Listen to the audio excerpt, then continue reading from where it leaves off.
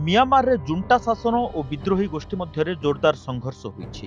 बहु संख्यार लोके जीवन बंचाई पलायन करुछन्ति। मियांमारु पलायन करुथबा लोके भारत बांग्लादेश समेत अन्य पड़ोशी देश में शरण नेबाकू उद्यम करुछन्ति। मियांमार स्थिति खराब हेबा परे गत सप्ताह 4000 अधिक लोक पलायन करी भारत सीमार पहुंची।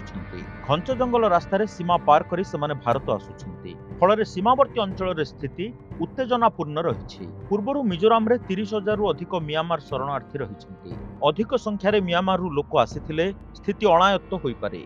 सेना क्षमता दखल करबा परठू गत 4 वर्ष होला मियांमार रे गृहयुद्ध लागि रही। गोटे पटे मियांमार रे चीन रो बढ़ुथिबा प्रभाव तो अन्य पटे गृहयुद्ध मध्यरे सेठारे चलिथिबा अनेक बड़ प्रकल्प को नहीं भारतर चिंता बढ़ी।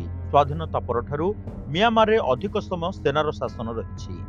2010 मसीह देश में गणतंत्र प्रतिष्ठा होता।